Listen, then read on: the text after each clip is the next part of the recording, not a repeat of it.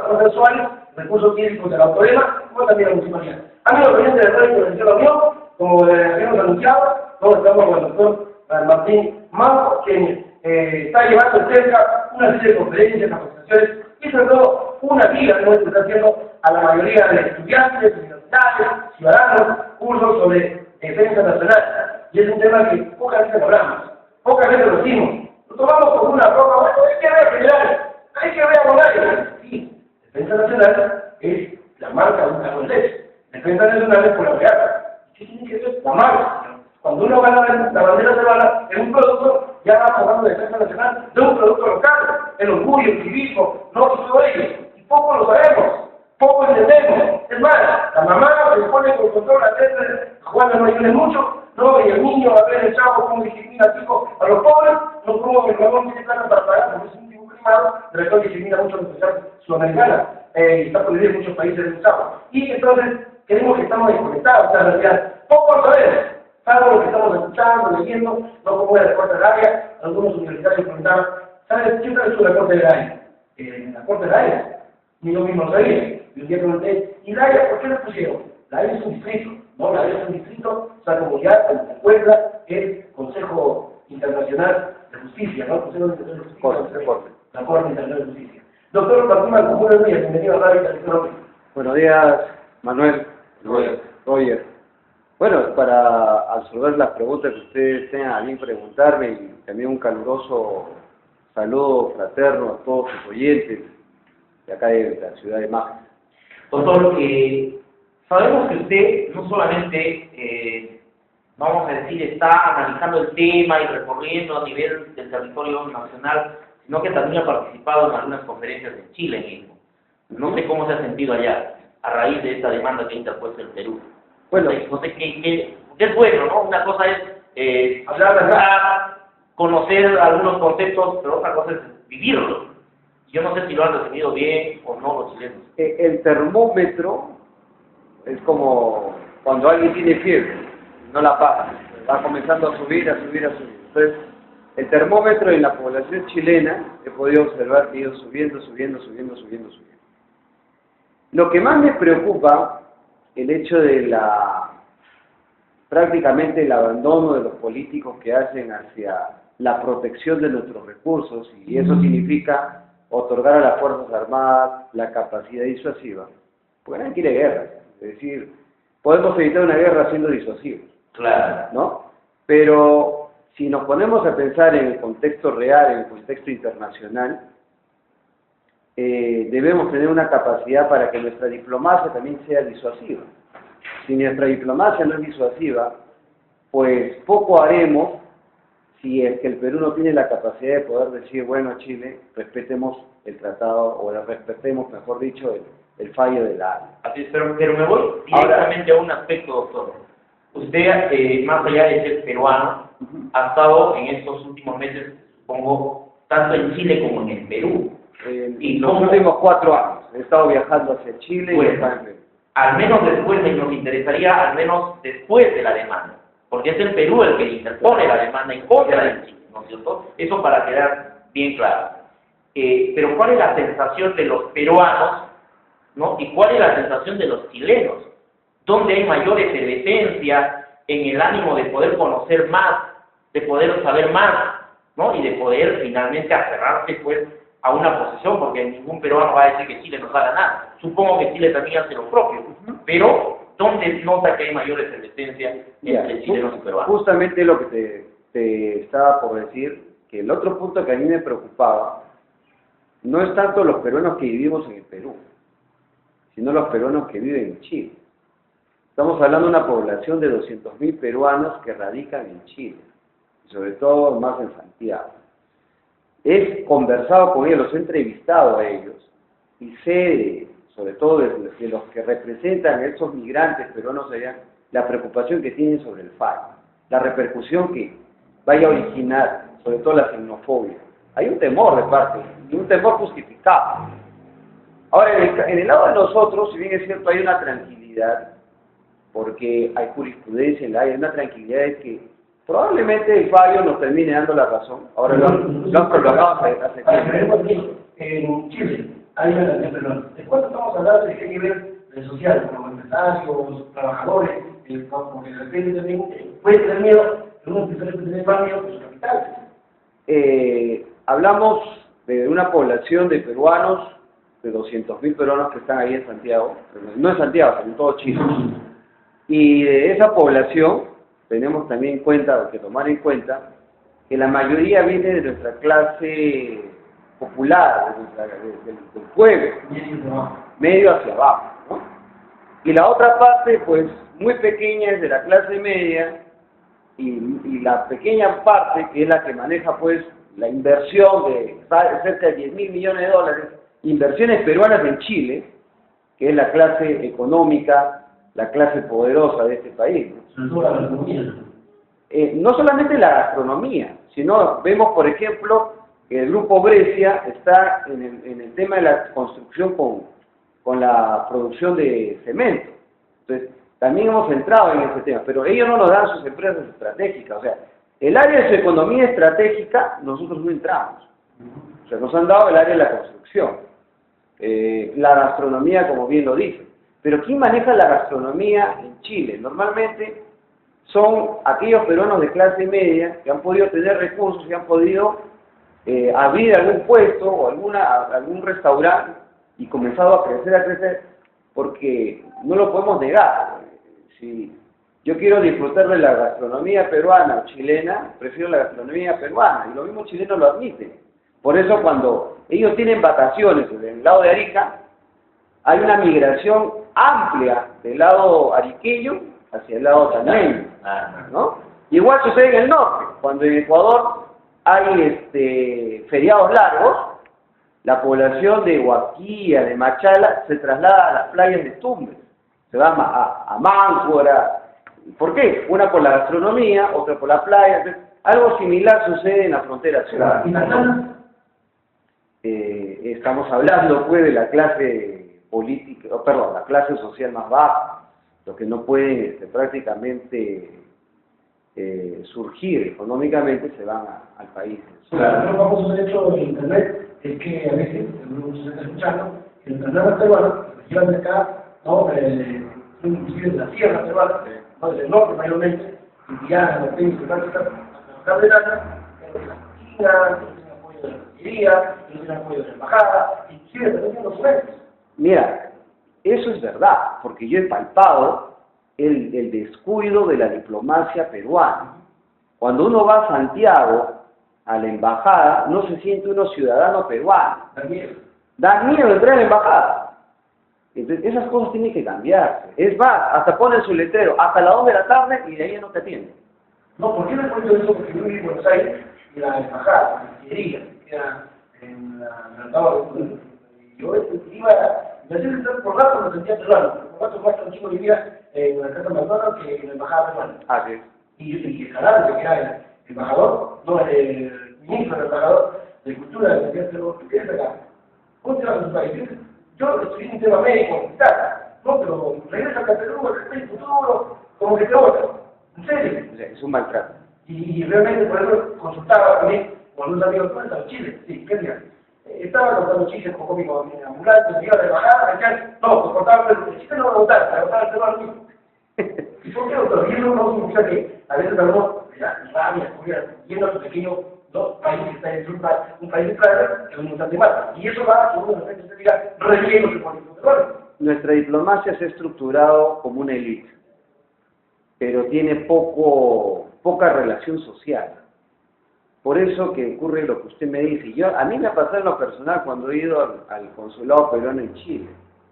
Yo me acerqué y decía, hasta las 2 de la tarde. Y ahora chilena. Entonces, hasta ahora ya no te atienden. Ya no hay nadie, ya se fueron. Entonces, es lamentable. Es lamentable incluso ver que nuestros compatriotas que están ahí en Santiago no ven a la embajada ni al consulado peruano como una forma de protección, porque no dan los servicios adecuados que debe dar una embajada o un consulado. Entonces, es lamentable estar en esa situación. Imagino, y todavía están presionados hasta ellos los chilenos que sacan, le ganamos a Perú por el corte año. Y todos los vemos, vamos avanzando a Perú. Nos vemos vamos aquí, vamos a Efectivamente. Pero ¿quién es el que vive el problema. No es el peruano que está acá de este lado, es el que está allá. Pero, doctor, Y el Congreso, discúlpame, estimado amigo, y el Congreso no dice nada. no dice nada de esos peruanos. Y esos peruanos representan una cantidad de remesas internacionales para nosotros, de remesas que envían de afuera para nosotros, grandes. O sea, parte de nuestro ingreso como país, parte de los ingresos como país vienen de esas remesas, sobre todo las que vienen de Chile, de estos peruanos que trabajan día a día en ese país. Claro. Yo lo que le quería preguntar es, usted hace referencia a la preocupación que existe de nuestros compatriotas que están viviendo en Chile con relación a los resultados que podría dar la Corte Internacional. Pero también supongo que usted ha hecho un análisis con relación a los chilenos que viven en el Perú. Así es. ¿Es la misma preocupación que sienten los peruanos? ¿Usted cree que está más tranquilo? Pero el chileno que viene acá al Perú no es el peruano que va a Chile. El chileno que viene al Perú, en su mayoría, es de clase media. Y que busca invertir y posicionarse en zonas estratégicas pagados por las Fuerzas Armadas de Chile. No lo podemos negar. Vemos, por ejemplo, unos mochileros, aparentemente a veces mochileros, que lo vemos allá de repente en Arequipa, haciendo sus malabares, pero si uno los observa fríamente, no parecen de una clase pobre de Chile. Me parecen personas que están siendo pagadas para que estén haciendo de repente una labor que no va en beneficio de nosotros y va contra nuestros intereses. O sea, más viene como una especie de espía. O sea, el chileno que viene ya de repente con consentimiento de su propio gobierno. Es que el peruano que va a Chile más bien va por trabajo. Yo me acuerdo necesidad. hace 2 días, me fui a comprar una medicina a la farmacia allá en la Plaza de Armas de Arequipa y comencé a observar a los mochileros, entre extranjeros que no eran chilenos, y comencé a observar un grupo de, obviamente el chileno se reconoce, o sea, es más fácil, por el acento, por las T's, y comencé a contar 1, después comencé a contar 2, después por ahí 3, y terminé contando 9. Y dije, ¿y por qué tanta necesidad? Si se supone que su país está mejor, ¿por qué tanta necesidad puede estar haciendo malabares, pidiendo plata? Como no le encuentro una lógica, ¿no? Nosotros vamos a los diseños de la piedra que nosotros llamamos los Cusco. Que dio el lujo de pintarlo, ¿no? Con los trajes, y fueron capturados justamente 2, aparentemente menores de 78. Así. Que eran militares, claro, que nombraron la fachada de la piedra, los ángulos de Cusco y de Lima. Claro. Motivaron mucho a Lima. Entonces, hay militares que están haciendo qué o yo no sé bien. Pero, sí. Lo que pasa es que hay que también tener en cuenta que como estamos en esto de la Haya, hay un clima de preparación, obviamente, de Chile para no acatar el fallo. Entonces ellos quieren tener como coyuntura el manejo económico del país. Y eso hay que mirar a Lima. O sea, ¿qué está pasando con los políticos? O sea, nos ponemos a discutir entre nosotros como en el siglo XIX, pero no estamos viendo el futuro de nuestro país en otra dimensión. Es decir, somos un país rico. Y en una entrevista que tú me hiciste hace un par de días, te dije, parafraseando lo que dijo el sabio Antonio Raimondi, que dice que el Perú es un mendigo sentado en un banco de oro, yo digo, no, el Perú no es un mendigo, el Perú es un ciego. Porque hasta un mendigo puede ver y decir, bueno, por lo menos tengo oro acá, ¿no? Pero el Perú no es un mendigo, es un ciego sentado en un banco de oro. Porque no quiere ver, los políticos no quieren ver la capacidad de recursos, tanto humanos, tanto naturales que tenemos, que podemos invertirlos para industrializar el país. ¿Para qué tenemos tanto ingeniero saliendo de las universidades si no les damos la capacidad de poder hacer industria? Sin embargo, doctor, yo he escuchado comentarios en el sentido que todo esto de que Chile está más preparado, de que Chile está mejor, de que Chile, incluso la historia en Chile no es la misma que la que nos enseñan en el Perú, más obedece probablemente a un sistema y nos hacen ver a nosotros y hasta nos preparan psicológicamente para sentirnos inferiores a Chile, cuando en el fondo probablemente no sea una gran verdad. En eso de la carrera armamentista que tiene Chile frente a la inversión, ¿no? De lo que hace el gobierno peruano para mejorar sus fuerzas armadas. Sencillamente no es otra cosa que hacernos sentir inferiores para ganarnos ya psicológicamente, probablemente una futura guerra que se pueda venir. O sea, no estamos obedeciendo mucho a ellos, porque en el fondo también, acá hay una gran verdad, para los peruanos, y comentábamos antes de que usted llegara, no nos cierra la herida de que Chile nos haya ganado la guerra del 79. ¿No? Claro. Eso no nos cierra en realidad. Y en todo caso, yo estaba ayer revisando algunas páginas en el que no son conceptos directamente de peruanos y de chilenos, sino de gente de afuera y hasta norteamericanos, porque acá hay un norteamericano que, por ejemplo, habla: la misión que tenemos en el norte del continente responde más a un retén histórico de la parte de Perú hacia Chile por los territorios perdidos durante la guerra del Pacífico, que enfrentó a esos dos países más a Bolivia, y donde el vencedor fue Chile, ¿no? Y el otro dice: ambos sufren de la misma enfermedad, ¿no? Creérselo lo máximo, y lastimosamente ambos son la misma cosa. Su odio viene de la guerra del Pacífico, donde ambos contendientes, se sobrepasaron en atrocidades. Creo que es hora de que pisen tierra y se dediquen a construir y olvidarse de conflictos pasados. O sea, ese tipo de conceptos, claro, la gente de afuera. O sea, que hay un resentimiento que nos hace ver a Chile como cosa superior. Más encima los medios que nos meten, ¿no? Y analistas y políticos que nos meten de que Chile es superior, su educación es superior, sus políticos son superiores, no, hasta su justicia es superior. Hay algo importante para tocar un poco, hay algo importante que es que los medios de comunicación están influyendo demasiado. Muchas veces que los medios de comunicación están siendo manipulados para justamente denigrar al mismo peruano. Yo he visto periódicos y programas televisivos a donde lo que dice acá es cierto, diciendo que no somos malos, no meten el concepto que lo que hace el peruano nos sirve. Y lo peor que pareciera que terminamos por aceptar ese tipo de conceptos. Claro, vamos a refrescar un poco la historia. Claro, usted que ha analizado durante 4 años, doctor. Sí, efectivamente, en nuestra historia reciente se nos mete la idea de que Chile nos ganó la guerra, y ahí se ha creado todo un panorama que Perú tiene una mentalidad desde la clase del pueblo, más que política, del pueblo y de las Fuerzas Armadas del Perú, una mentalidad revanchista. Pero el nacimiento del revanchismo no nace en el Perú, nace en Chile. Y le explico por qué. Porque cuando éramos virreinato, Chile era una capitanía. Es decir, ¿qué era una capitanía? Era el presidio de toda América. Es decir, toda la gente indeseable de América colonial, desde México hasta la Patagonia, lo enviaban a Chile.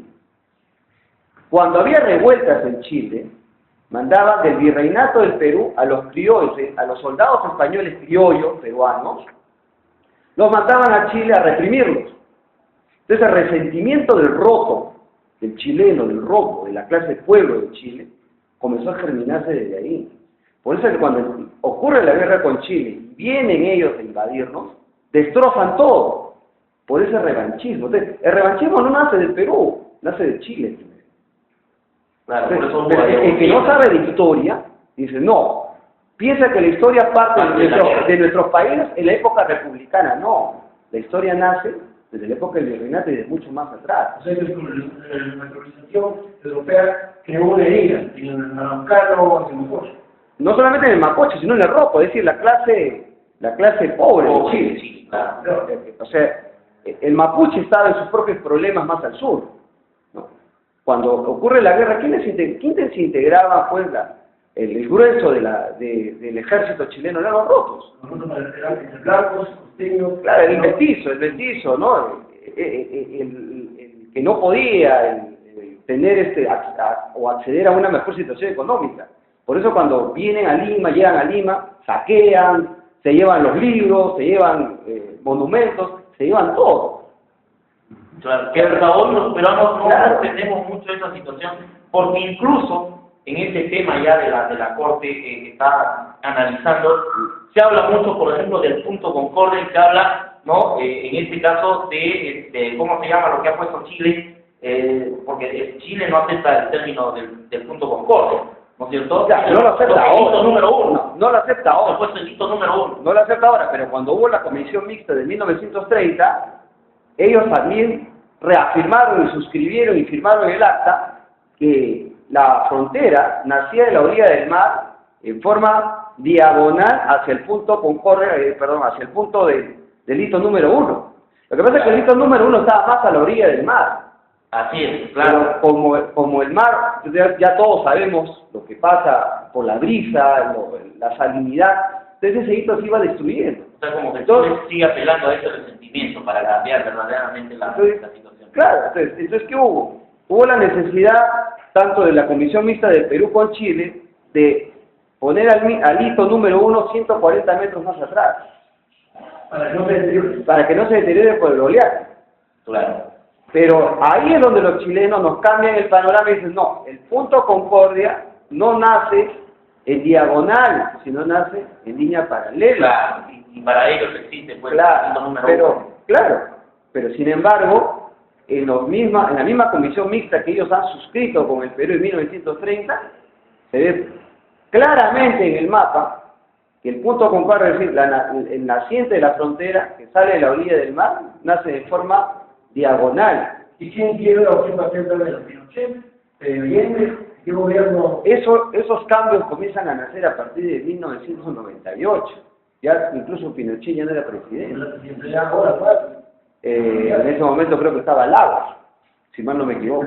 Claro, pero también hay quienes dicen que es una estrategia sencillamente la defensa que está asumiendo Chile, porque ahora, basado en ese tema, Chile mismo está apelando a la intervención de los Estados Unidos, ¿no? Para que puedan definir, porque aparentemente no tiene competencia la Corte Internacional de la Haya en temas de territorio, solamente en temas de marítimos. Claro, pero desde el momento que Chile aceptó ir a un proceso ante la Haya con Perú, ya prácticamente la mediación que puede hacer Estados Unidos, incluso el presidente Obama dijo que no se iba a meter en ese tema. Incluso la diplomacia norteamericana, cuando fue el presidente Piñera a Chile, le dijo que sobre el tema de la Haya no iban a tocar, y no lo tocaron. ¿Por qué? Porque ya Chile aceptó la competencia de la Haya, claro, y Estados Unidos ya no tiene injerencia en esa zona. Pero ¿quién va, la Corte Internacional va a definir ese tema de que si realmente prevalece el tema del punto Concordia o el tema del hito número 1? ¿Qué es lo que quiere tomar fuerza la defensa de Chile? Lo que pasa es que Chile quiere apelar a los Estados Unidos por el tema del punto Concordia. Claro. ¿Por qué? Porque el tratado de 1929 solamente fija los límites terrestres, no marítimos. Por eso no hay injerencia de Estados Unidos ahí. Pero también Estados Unidos muy hábilmente le ha dicho a Chile, sobre el tema del Haya, no me metan. Claro. Ya hubo una comisión mixta también que zancó eso sobre el punto Concordia. Ahora, el límite marítimo no lo puede definir arbitrariamente Estados Unidos, lo tiene que definir la Haya porque los dos países hemos ido a la Haya. Antes nos metieron los dos bajo mutuo acuerdo. Claro, hay un beneficio de ese vacío, Estados Unidos con la anchoveta, con el aprovechamiento. Ahorita Chile se aprovecha pues de la anchoveta. Lo que nosotros por la ley o las resoluciones del Ministerio de la Producción, que a nuestros pescadores prácticamente los ha hecho retroceder o avanzar hacia de la milla número 10 hacia más al fondo, para que hagan pesca de la biomasa pesquera, mientras en el caso chileno se da de la milla número 1 hasta la milla número 5 o 6. Y la biomasa pesquera que podemos nosotros extraer está prácticamente la orilla del mar y unas 6 o 7 millas más adentro, o sea, más de la costa, yéndose proyectado de la costa. Claro. Entonces, ahí los pescadores de arrastre, los pescadores artesanales chilenos, obviamente se están beneficiando el desmedro de la industria pesquera nacional, sobre todo de la zona de isla. Los pescadores chilenos de comida, porque son militares de capital. Aparte, bueno, puede haber también de eso, pero yo me refiero también a que hay intereses económicos muy fuertes en Chile que van a presionar al gobierno chileno no respetar el fuego y el aire. Claro, y precisamente sobre ese tema. Ahora, se dice, y tanto el presidente de Chile también lo ha ratificado, de que van a respetar. ¿Usted cree que realmente van a respetar la decisión? Más Chile, ¿no? Si es que la Corte Internacional da la razón al Perú, ¿cree que Chile realmente o estamos abiertamente frente a una amenaza de guerra por parte de Chile? Más cuando ahora sabemos que ya no va a ser en septiembre, ¿no? El resultado, el dictamen que va a dar la Corte Internacional, o el fallo, sino que va a pasar de eso. No se sabe para cuándo, porque ya se sabe que ellos, ambos estados han recibido notificaciones, ¿no? En el sentido de que va a tener una recesión los integrantes de la Corte Internacional. Claro, y el tema es de que ahora en Chile se está evaluando las elecciones que vienen en Chile. Un receso. ¿No? ¿Cuál es el análisis que se ha hecho sobre ese panorama nuevo que se va a presentar? Que el resultado se tenga probablemente en plena campaña electoral, ¿no? De los que participen para la presidencia de Chile. Ahorita hay dos escenarios, hay tres escenarios en Chile. Como lo has mencionado tú, el tema de la elección presidencial, la publicidad o la comunicación mediática, es decir, los medios de comunicación chilenos, que por ahora están manteniendo silencio, pero están penetrando en la sociedad chilena la conciencia de que es nuestro territorio. Y en el otro extremo está pues las empresas o los empresarios chilenos interesados que están actualmente explotando la anchoveta que viene de la biomasa peruana y entra hacia el mar chileno, y todo eso lo están capturando. Entonces, ahí hay intereses económicos muy fuertes. Y el discurso del presidente Piñera es un discurso de escopeta de dos cañones. Porque por un lado dice, vamos a respetar el fallo, pero por otro lado dice, no vamos a entregar ni 1 milímetro de nuestra soberanía. Claro. Entonces, señor Piñera, póngase de acuerdo. O va a hacer esto o va a hacer lo otro. Cuando el periodista Tomasi, y hablando de las posibilidades de conflicto, no lo digo yo, para que después no digan, no, él solamente habla de guerras, no lo digo yo. Si usted entra a YouTube y busca en YouTube posibilidad de conflicto o hipótesis de conflicto que tiene Chile, así lo pone en internet, posibilidad de conflicto que tiene Chile, va a ver un fragmento de una entrevista que le hacen al ex comandante general de Chile, Cherry, que fue hace poco nomás, ya relevado en el año 2011. O sea, no estamos hablando de un general de hace 20 años, estamos hablando de un general de hace 2 años. Bueno, Eso sí. la tecnología virtual, ¿No? Y si pudieran ustedes de repente pasar ese fragmento de la entrevista, todos nos daríamos cuenta de que la hipótesis de conflicto no nace en el Perú, nace en Chile. Porque este general, cuando el periodista le pregunta, así cuando ustedes me preguntan, este periodista Tomás y le dice, con Argentina, prácticamente nuestras relaciones están estables, no hay problema. Con Bolivia no es una amenaza para Chile. Y dentro del esquema de hipótesis de vecindad 3 que ellos tienen, es hipótesis de guerra, entonces le dice el periodista Tomás, la única hipótesis de guerra que tiene Chile es contra Perú.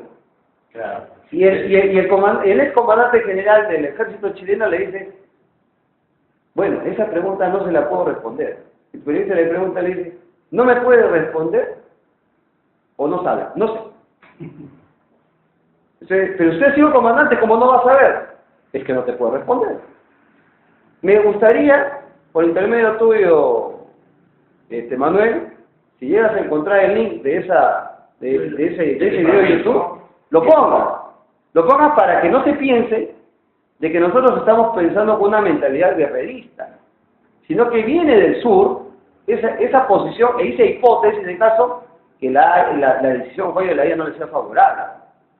Eso es lo más preocupante. Claro, pero también podría ser, yo no quiero contradecir en la posición que tiene el doctor, pero también puede ser de repente, no sé, una posición mucho más alturada frente a posiciones extremas, como el caso del general Donaire, que se ha tenido en el Perú cuando decía a los chilenos, si no nos tocamos en jamón, al menos en boca.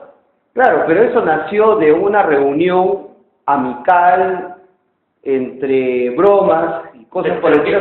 Finalmente. Claro, pero no fue a través de un medio de comunicación. En el caso del ex comandante Cherry, que fue, incluso no fue en el mismo periodo que Donaire, sino fueron un par de años después, o sea, no había sentido una respuesta, fue a través de un medio de comunicación, fue a través de una entrevista. Claro, que no se atrevió a decir.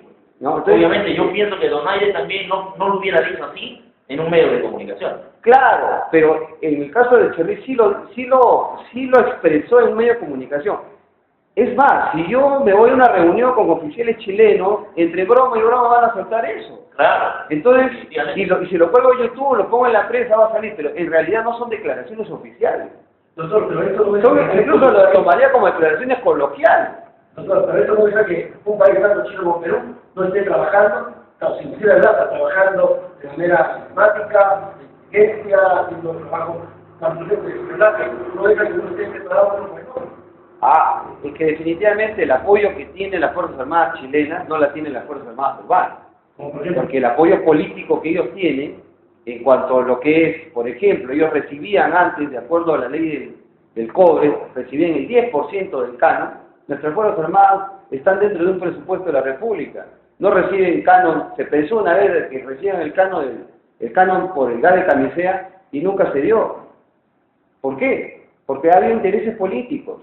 O sea, lamentablemente, el gobierno central, Lima, siempre ha vivido a espaldas de todo el país. O sea, lo que pase con la región o la macro región del sur, va a ser responsabilidad de Lima por su inacción, sí, pero ahorita no lo ven. O sea, están preocupados en otras cosas, que si bien es cierto, hay preocupación importante en cuanto a lo que es la inclusión social. Definitivamente, esas son cosas importantes, la salud, todo lo que se dé. Pero también, si tenemos una casa amoblada, con nuestras pantallas planas, eso haciendo un micro, ¿no? Para luego hablar de un macro, con todos los lujos que pueda tener una casa, con piscina, todo. Si el dueño de esa casa, lo primero que va a hacer es asegurar su casa, ponerle cerco, ponerle puertas de acero, ponerle cámara, contratar un guardaespaldas, qué sé yo. Imagínense nuestro país, que es un país que tiene recursos naturales que prácticamente le exporta al mundo. Y sin embargo, nos meten en esta mentalidad, lo que tú decías. Yo no estoy en contra del desarrollo gastronómico de nuestro país, pero no nos vendamos como país de cocineros. O sea, la gastronomía peruana es muy buena. Tengo amigos que tienen en el exterior restaurantes, pero no es la única alternativa y virtud que tenemos los peruanos, porque los peruanos podemos hacer más cosas. ¿Para qué tenemos tanto ingeniero industrial y no tenemos industria? No le decía en la entrevista que el Perú carece de técnicos. Tenemos, lamentablemente, gente que ve a gente, pero no gente que ve Perú. Así es. En serio, estamos viendo si tiene sangre, si tiene granos, si tiene carne de rojo, o qué operación, o como Michael Jackson, que es un negro, se vuelve a hablar, no en su país. Y acá lo tenemos error, y creo que me preguntaba, y esto va a dar una empresa, usted que está teniendo conferencias, muchos jóvenes, universidades, institutos, ¿cómo está el ¿Qué está haciendo? Existe un gran desconocimiento de lo que es el Perú. Existe una gran amnesia social de lo que significa ser peruano. Los valores patrióticos, tampoco quiero ser chauvinista, pero también hay que tener sentimiento de patria, solamente son transmitidos y afianzados en el fútbol. Pero culturalmente no. Y te cito un ejemplo. A principio de este año me pidieron reemplazar en el curso de educación cívica en un colegio ahí en Lima. Y bueno, lo hice por 2 meses. Y cuando comencé a dejarles trabajo a los niños, pues no, peguen sus mapas, peguen su bandera, al mes me dice el director, ha venido el presidente de la PAFA quejándose porque los padres se quejan que usted les manda muchos trabajos a los niños. Y yo le digo, mucha tarea. Entonces le agarré y le dije a uno de los niños, muéstrale al director cuál es tu tarea. El mapa del Perú, dónde está el Perú, su bandera, su escudo, su escarapela, o sea, eso es mucho trabajo. ¿Qué es lo que está pasando dentro de la familia? ¿Dónde está la identidad nacional dentro de la familia? O sea, ese espíritu patriótico nos lo están cercenando poco a poco, nos están haciéndolo salir de nuestra conciencia nacional. Hablamos de un presidente que entró como presidente de una fuerza política nacionalista. ¿Y dónde está el nacionalismo de este presidente? Yo no quiero hablar de un chauvinismo tipo velasquista. Si es que queremos pensar que yo puedo ser velasquista, yo no soy velasquista. Pero a Velasco hay que reconocerle muchas cosas. Pero que la oligarquía se ha encargado de no hacerlas ver. Claro, doctor, en eso de la existencia de resentimientos entre peruanos y chilenos, un probable fallo a favor nuestro, para muchos realmente va a tocar en la llaga del resentimiento chileno, más porque en la parte física va a perder para ellos más, ¿no? Sin embargo, el Perú va a ganar más. No así ocurriría si el fallo es para Chile. Bueno, finalmente diremos, quizá con una especie de conformismo también, bueno, ya hemos estado acostumbrados a que este mar ha sido siempre explotado para Chile, ¿no es cierto? Entonces, ese resentimiento va a quedar más en Chile que en Perú. O sea, ¿y cuál va a ser el nuevo escenario en cualquiera de las dos hipótesis? Los paganos no lo quieren ver la clase política que está en Lima. Y esa conferencia que dieron los jóvenes allí en Arequipa, me hubiera gustado que los dos congresistas que fueron se quedaran para hablar de ese tema. Pero bueno, se fueron por bueno, tendrían otras cosas que ser más importantes. Es el segundo presidente del Congreso, Egure, el otro congresista es de Arequipa. No me acuerdo, tengo la foto, te lo voy a pasar y después ya eso ya lo aclaramos. Por nombre sí no me acuerdo, del nombre no me acuerdo. Acá hay los congresistas, señores, habrá, pues, se imagina, ¿no? A engañar, a mentir, y yo por el Perú, que voy a robar, pero cuando se nos cuenta, que cuando se está hablando de la conferencia de grupos jóvenes, y ya va que hablar de defensa nacional, los dos papás, no les interesa a los pagados, a las mineras, eso es lógico. ¿Y quiénes van a ser los paganos? Entonces, ¿quiénes van a pagar el caso de, como usted dice, la preocupación en nuestra población? ¿Quiénes son los que van a pagar la xenofobia o el revanchismo o lo que se vaya a producir en Chile? Primero, los peruanos que viven en Chile. En el caso de que pierda Chile. En el caso que pierda Chile. Y aunque en el caso que gane también Chile. Porque como en el caso que gane Chile, va a aumentar la xenofobia. Porque el orgullo de ellos se va a subir, entonces, ¿no es cierto? Hay un plan en el Congreso de protección a los ciudadanos peruanos que se encuentran en Chile. Pregúntenle a un congresista y no hay. No hay, claro. No hay. Nadie está preparando el escenario para ni siquiera la diplomacia o el Ministerio de Relaciones Exteriores está manejando esa hipótesis.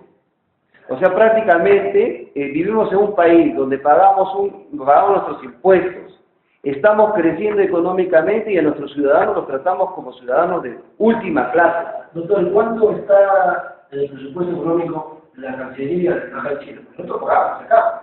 No, por lo que decían produce, son más de 150 embajadas, más de 200 cancillerías, más de 30 diplomados, y todo ello sale de acá. Nos queremos concentrar. Definitivamente. Y hay que mantener aún así una república de diplomáticos que están metidos ahí como el embajador del presidente, los ministros que son los asesores, los trabajadores. Ese es un buen punto que podrías hacer tú como periodista de la nueva región del sur, ¿no? Entonces, investigar cuánto es el presupuesto definitivamente. Yo lo desconozco. Pero no debe ser nada despreciable, ¿no? Pero sería bueno que tú como periodista también lo investigues. O sea, ¿cuánto es lo que estos señores, por supuestamente proteger y dar servicio diplomático, administrativo a nuestros compatriotas en el exterior, perciben? Porque se la gastan en reuniones, en comidas de té, en coctelitos, en cumpleaños de tal embajador. ¿Y qué la hacen por la población? ¿Para qué se tiene una embajada? Para que se tiene embajada. Eso es embajada en la cual ningún peruano quiere ir. Yo creo que ¿Qué feo? Como los consejeros andinos. ¿Qué hace un consejero? ¿Cómo se llama? ¿La persona presidenta del Perú? No. El Consejo Nacional. Hay un consejo de la... ¿Cómo se llama? Un consejo de la región. La Comunidad Andina. La Comunidad Andina. Y que hay dos representantes que son elegidos, ¿no? Por cada país. ¿Qué hacen esos señores? Lo único que hacen es ver el puesto que van a ocupar mañana en algún organismo internacional. Y colocar a la familia de aquí. Entonces, parafraseando el tema de esto de la embajada, qué feo es sentir de que te digan, esta es tu casa, y cuando vayas te hagan sentir como que eres un apestado en esa casa. Claro. No, yo le digo así porque en la embajada, la casa como tiene ahí en Pepina, no, yo iba a Cancillería. Y los peruanos están ahí, estoy 15 días para robar mi dinero. Estoy 12 días para que envíe una partida de Lima o de Arequipa hacia Buenos Aires. ¿Y cuándo? Estoy pagando acá. Y encima tienen un presupuesto particular que envía Perú a cada embajada del mundo. ¿Y para qué? Para no entenderlo. para no hacer, por ejemplo, más, aquí, Perú, ¿cuánto produce? Nunca había una embajada que haya la fotografía de la producción, ni siquiera trabaja en eso. Los pequeños municipios que son los funcionarios ganan de acuerdo a la posibilidad de cada país. Y no como acá, que tenemos que ganar los 800.000 dólares, pero ellos ganan casi el triple. Gozan de carga presidencial, gozan de etiquetas, gozan de todo, y tenemos que contratar a veces, por ejemplo, usted ha visto que Perú ha contratado a un feo, a contratar a un feo. Claro. Y sabiendo que... Pero y ese grupo, discúlpame, y esos grupos de abogados son argollas, porque entre todos ellos se conocen, y entre todos ellos siempre están defendiendo intereses de todos los países del mundo que vienen al área. No son los grupos de... Pero alguien dirá, doctor, ¿y qué culpa tienen los otros países? Es culpa de la política peruana, es culpa de nosotros mismos, es culpa del Perú. En parte es del descuido nosotros mismos, de la clase política que tenemos. Claro. No sabemos elegir, elegimos personas que al final contratan asesores que desconocen del tema, Por eso de muchos temas. Cuando se habla de que Chile está industrializado y el Perú no, es culpa de Chile. No es culpa de nosotros. Es culpa de nosotros mismos. De que Chile tiene una expansión económica a través de sus negocios que está instalando en el Perú, carros para Falabella y otros. Es culpa de Chile. Es culpa de nuestra clase política, que solamente nos vende como país bananero. Por eso es lo que yo decía, yo no estoy en contra de que el Perú tenga una buena gastronomía, que haya gastrónomos, chefs a nivel mundial, pero no somos un país de cocineros.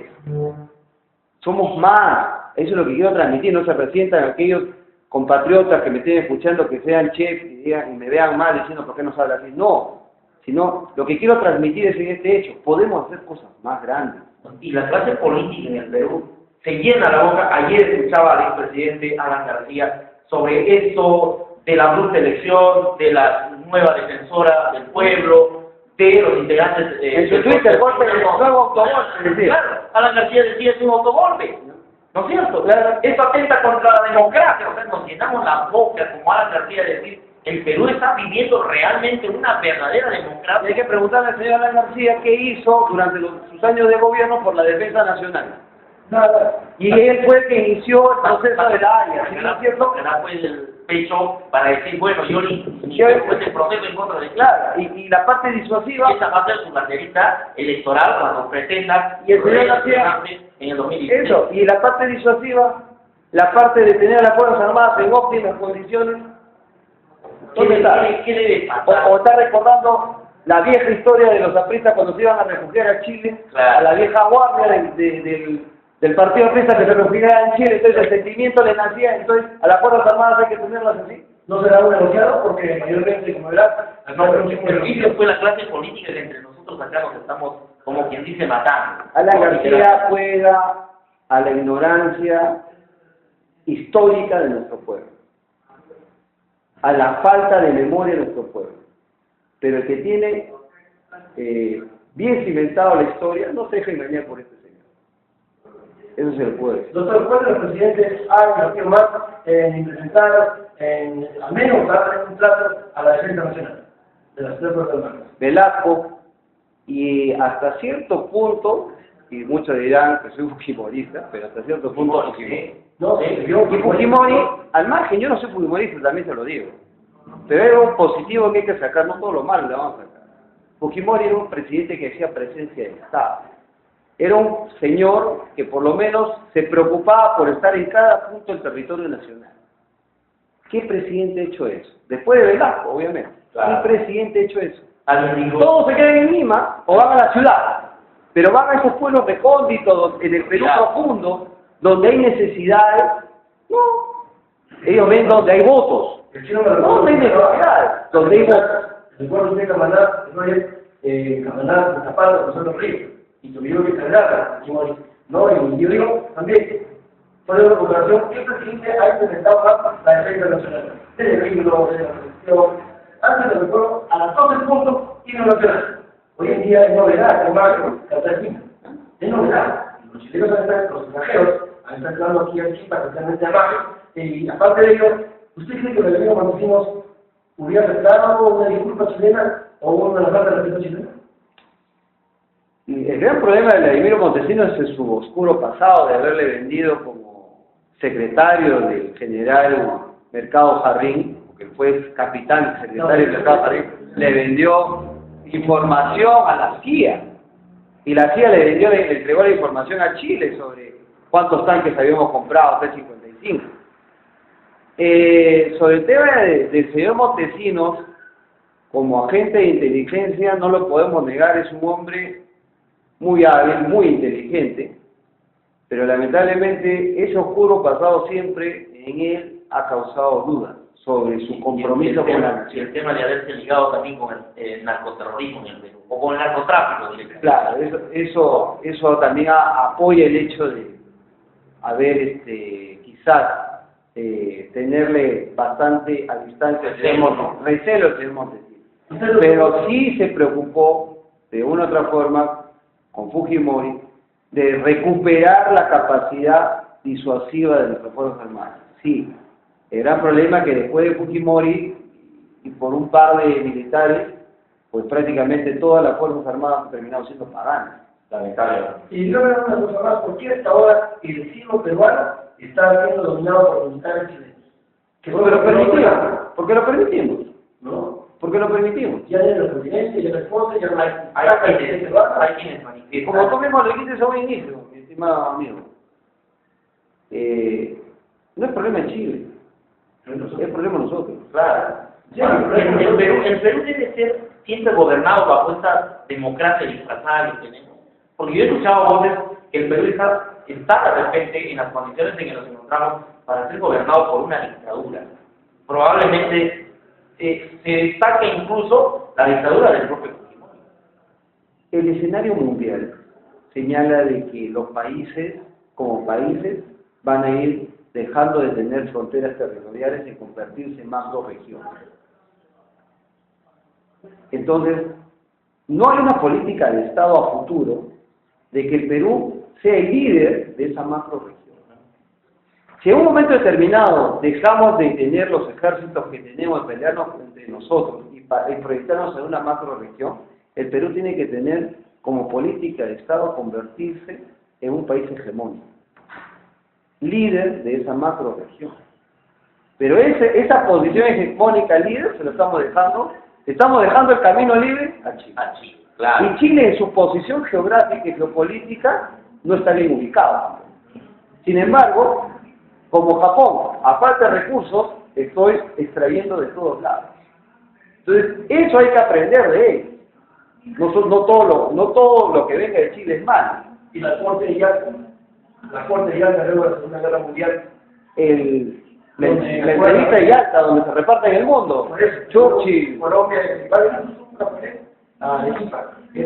Corte de Yalta, es donde se dijo claramente que Venezuela, Colombia, Perú, menos Chile, Bolivia, tendrán que extraer todos su materia prima a Europa, como se escapó de la Bolivia. Eso fue parte de la repartición del mundo después, antes de terminar la Segunda Guerra Mundial, Stalin, Churchill y Roosevelt. Y nos trataron como un paquete, como un propio de guerra.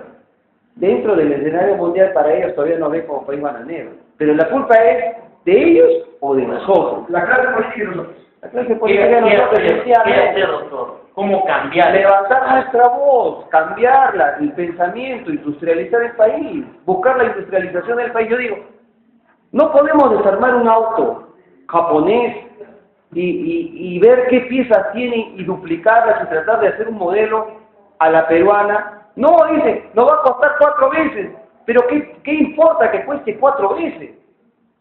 Lo importante es que tengamos experiencia tecnológica. Yo tengo un amigo que está comenzando a fabricar dos rígidos, pero dice que ya va a sonar, va a comenzar a agarrar con eso. Claro, pero ¿por qué se quiebra ese tipo de intenciones? Porque Ollanta Humala, antes de ser presidente, vino acá, Antauro también llegó. ¿No? Yo recuerdo en una entrevista con Ollanta Humala, cuando dijo la misma teoría que en este momento su persona plantea. No podemos hacer celulares en el Perú. No importa que sea porte de un ladrillo, pero van a ser nuestros celulares. Así es. Y ahora es presidente de la República. Y no está haciendo industria. ¿Por qué? ¿Dónde está el cambio? ¿Por qué esa situación de cambio? Es que el gran cambio no fue para el país, sino para él. Ese fue el gran Entonces cambio. ya no hay confianza. Pues. Yo le escucho casi los mismos términos de Ollanta Humala, ¿no? Le digo, en una entrevista con él. Lo que pasa es que Ollanta Humala, como presidente. No, ¿dónde cambió? ¿Dónde cree que es el mejor? Se preparó Yo como- creo que él tenía esas buenas intenciones. es que se preparó como candidato para ser presidente, pero no se preparó para mandar el país. ¿Eres el presidente o quién es el presidente? Bueno, de acuerdo a lo que dice el ministro de Defensa, cuando dice el ministro de Defensa, nadie le tiene que dar la luz verde, ¿no? No lo digo yo, lo dijo el mismo ministro de Defensa. Vos sí que tú más nosotros.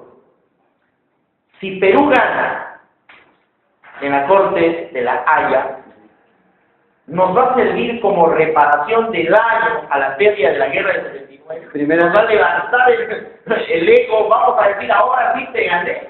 Vamos a cambiar en esa Yo creo que en el lado peruano bajaría bastante las ideas revanchistas.